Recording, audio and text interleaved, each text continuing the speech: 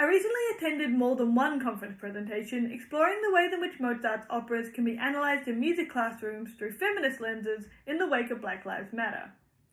These presenters, whom I've chosen not to name, argue that aspects of the opera's composition and performance can be interpreted as subtle rebellion against gender and racial oppression. I left each presentation frustrated, not with the presentations themselves, all of which are incredibly well structured and engaging, but with discourses of music scholarship, which position art music as education's go-to, regardless of contextual relevance. The idea that music educators would turn to Mozart, a privileged white man from the 18th century, to explore contemporary issues of racial injustice is both concerning and wholly unsurprising. Additionally, the implication that subtle, covert protests from those in positions of privilege is sufficient must be problematized in 2021. As a PhD student exploring pedagogical change in teacher practice, I note that music education is positioned as a particularly conservative field. Yet attempts to squeeze Mozart into discussions about racial inequality indicates that shifts in a field once dominated by aestheticism are becoming inevitable. No longer can any educator close the door to their classroom and ignore the sounds of the outside world. Not only is the volume becoming too loud, but voices of protest are increasingly found within our classroom spaces. Young people are organising Black Lives Matter demonstrations, walking out of school to protest climate inaction, and using TikTok to encourage fellow students to buy out seats that will never be filled at conservative rallies. Though young people engaging with socio-political issues is not a new phenomenon, the rise of social media, easy access to global news, and a willingness to openly engage with contentious political issues position our current students as more democratically aware than perhaps we give them credit for. Yet many of our students do not have a deep understanding of the role that music, particularly popular music, has played in both mirroring and shaping discourses of social justice. Our field's historical focus on developing technical musicianship and an understanding of what Lucy Green labels music's intersonic properties contributes to this. Green distinguishes between the so-called inherent properties of music and its social delineations, arguing that popular music's association with non-musical connotations are largely unexplored within traditional conceptions of music education. I feel this is a missed opportunity. Richter's application of labeling theory posits that the ways in which students are labeled by others influences their self-perception. This label, he argues, influences the actions an individual considered to be possible or thinkable. As explored earlier, our students are actively and creatively looking for ways to have their voices heard in a governmental system which often disenfranchises those too young to vote. However, the label of student or young person may lead to cohorts feeling as if their voices are unsolicited within the democratic process. Thus, the seeking of alternative labels which mediate student status is noted in school-age teenagers. I argue that an exploration of how those who hold the non-age-specific label of musician have incited both social and legal reform in the past may allow our young musicians to consider themselves capable of similar action. This affords young people a sense of power and agency essential to developing a disposition of an engaged democratic citizen. Further, an understanding of the role music plays within discourses of social change has the potential to foster a student's civic literacy. Morgan defines civic literacy as the knowledge and skills to participate effectively in civic life, through knowing how to stay informed, understanding governmental processes, and knowing how to exercise the rights and obligations of citizenship. And though this exact term is largely absent from scholarship surrounding music education, the concept that classroom music has the potential to foster dispositions associated with engaged democratic citizenry is not a new one. Paul Woodford's seminal text, Democracy and Music Education, discusses this very notion and is consistently cited, with numerous scholars exploring music's association with democratic citizenry in response. In his latest publication, Woodford argues that the educational purpose of music class is as much, or should be, to socialise children into their humanity as it is to teach music. We're noting that in 2019, just 2.1% of student cohorts took senior music study in my home state of Victoria, searching for ways to ensure music education can have psychosocial benefits for all students, not just those who go on to study at a senior level, holds particular sway. However, there are very few practically focused explorations of exactly what a unit plan designed to develop the civic literacy of students would actually look like in a music classroom. examinations of how curricular and musical expectations can still be met within such a program, and what changes to dominant practice are required to implement it are few and far between. In 2020, I authored and designed a policy brief titled Aussie Rock as Civic Literacy, which included a proposed 8-week unit plan I have employed in my own classroom practice. It utilises 3 modules sequenced within a constructivist framework, in which each builds on the skills consecrated in the last. The first is a historical analysis of how musicians have utilised musical practice to incite change previously. The second encourages students to embrace the label of musician and informally compose a song exploring an issue of social justice in the present. And finally, the third module culminates in a performance of this song to an audience inclusive of the general public. The 3 modules could be conceptualized in a number of ways. They could be labelled as the 3 fundamental pillars of a music curriculum: analysis, composition, and performance. Or when framing the unit with the development of civic literacy at the fore, the 3 modules may represent the 3 critical steps to engaging in democratic action: an awareness of how change has been fostered in the past, a creative engagement with issues of relevance, and active participation in the community. I personally like to think of them as an analysis of how music has shaped past social discourse, an engagement with issues relevant to present social discourse, and a hopeful look to the future, in which students actively attempt to incite change which has long-term implications in their community. In my search for unit plans exploring popular music's association with protest, a focus of the influence of Bob Dylan or Pete Seeger on the civil rights movement was consistently noted. Unfortunately, the lyrics of Only a Pawn in Their Game or Where Have All the Flowers Gone are still salient today. However, students outside of the USA may not connect the events of the civil rights movement to their own context. These works encourage forms of protest within particular political systems which may differ to those from other countries and call upon different precedents. Schmidt's concept of geographic consciousness argues that choosing classroom content that is relevant to the geographic, governmental, and social context in which students live is essential. This, he states, affords a nuanced understanding of local sociological challenges with which we continue to struggle regardless of our growing cosmopolitanism. Ensuring music chosen as content in this module is culturally relevant and has incited change within governmental and social systems specific to the locations of students is vital, and this is what led me to Aussie Rock. So the question is, what is Aussie Rock, and what distinguishes it from rock music which just happens to be performed by Australians? Well, any exact definition of a genre so heavily derivative of British and American rocks is complex and is currently the topic of a whole other paper I'm writing. In addition, discussion of music associated with a sense of national selfhood is incredibly complex in post-colonial nations. Popular music in Australia is both a result of coloniality and a tool used to protest it.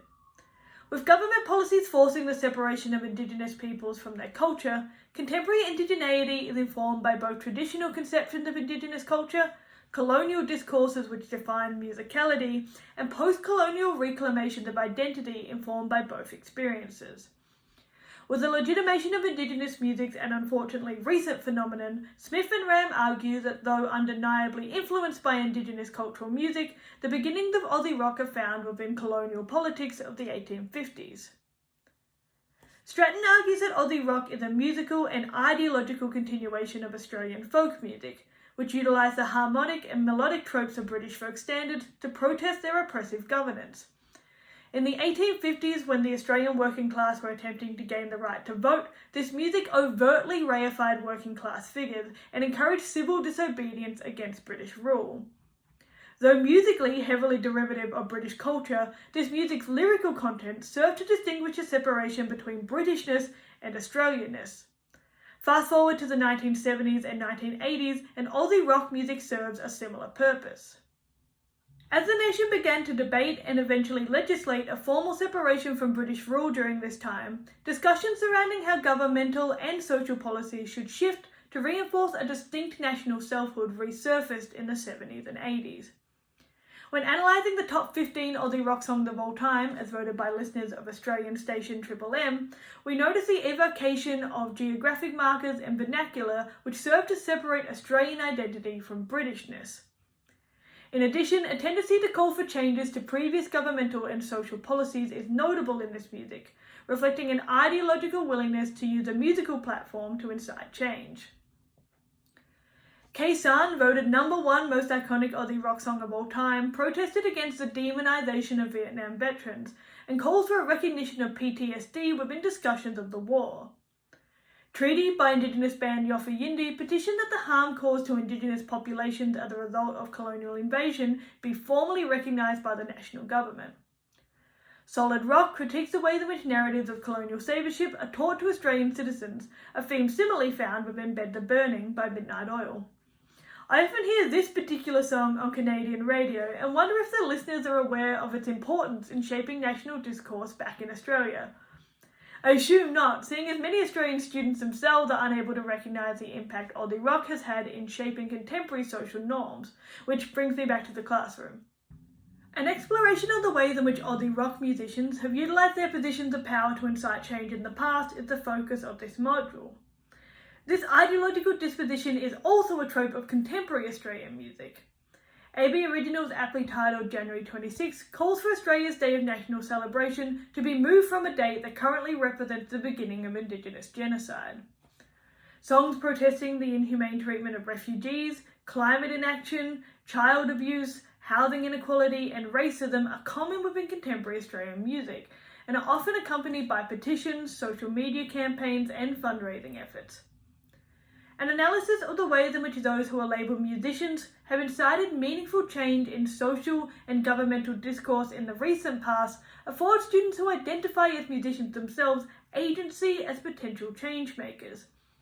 When juxtaposing this with the label of student, which may be considered disempowering, music education may be seen by cohorts of students as an avenue via which their opinions regarding issues they are passionate about can be amplified to inspire change. And this leads us nicely into Module 2. Music education has a tendency to look to the past when seeking content to incorporate within music classrooms, and Module 1 of this unit plan is no different. However, the curation of a disposition towards democratic engagement holds little relevance if students are not interacting with present issues. In the same way that Schmidt encourages a sense of geographic consciousness to ensure classroom content is relevant to place, I argue that a sense of temporal consciousness is vital to meaningful practice that is relevant in time. Ensuring our teaching is relevant to the musical and societal systems of the present is essential if we aim to encourage action rather than just reflection. When exploring a genre which is more easily defined by ideological engagement rather than compositional choices, we note that contemporary works inspired by the values of Aussie rock incorporate tropes from various genres. The aim of this unit is not to encourage the composition of a work which fits within particular genre bounds, but rather to acknowledge that such differing categorizations may be connected via ideological themes. Thus, students are encouraged to form small compositional groups based upon a connection with particular socio-political issues, rather than an affinity with particular genres. As a result, cross-genre influences often inform this compositional process. Student-suggested themes of relevance include the ways in which digital image manipulation on social media sets unrealistic beauty standards, the fact that teenagers pay tax without always being afforded the right to vote, racial and gender inequality or climate inaction, a particularly salient issue in a nation which consistently faces the consequences of extreme weather events. Opening the doors of your classroom and inviting discussion of these difficult topics in can be confronting. There have been numerous times where students have discussed the impact of issues I hadn't even considered or offered perspectives with which I disagreed. Yet this willingness to speak openly and engage in respectful debate is a vital aspect in developing civic literacy. This may not lead to increased musicianship in the traditional way in which we define that term, but the development of dispositions which encourage respectful democratic engagement with socio-political issues of relevance may have impacts beyond our music classrooms.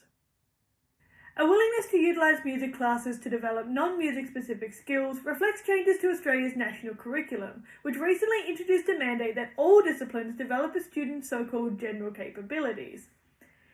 It is unsurprising to note the dominance of literacy, numeracy and ICT skills in the curriculum of a nation so heavily focused on standardised OECD rankings.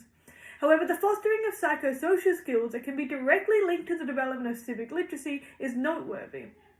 Within this new model, intercultural understanding, personal and social capability, ethical understanding, and skills related to critical or creative thinking round out the 7 stated general capabilities. Classroom teachers could quite easily ignore these curricular changes and consider the general capabilities as afterthoughts to be ticked off without changes to dominant practice. You could easily argue that you develop social capacity anytime students work in pairs or creative thinking when composing a fugue. Yet when noting that so few of our students go on to study music at a senior level, nonetheless pursue a career as a composer, we must ask what a composition unit centered around the development of the general capabilities would look like, and how would it differ from standard classroom practice. This is not to position music-specific knowledge as unimportant or unnecessary in the lives of our students. Rather, considering musical knowledge as a means through which psychosocial ends can be reached ensures music education is relevant to all students and can have an impact on communities outside of our field. An understanding of chord progressions is vital when writing a song which may amplify awareness of social justice issues. A knowledge of hooks in popular music is essential to holding the attention of audiences and allowing them to engage with that message meaningfully. This intentional and arguably utilitarian way of viewing songwriting is not intended to undermine the value or musicality of popular music. Rather, it affirms that composition serves a powerful societal purpose in addition to a purely musical one. This knowledge will not only inform the ways in which students compose, but also foster more critical dispositions when listening to music throughout the rest of their lives. The conscious choice to employ informal pedagogy, in which student groups work within student-led, teacher-facilitated models, also serves to develop civic literacy.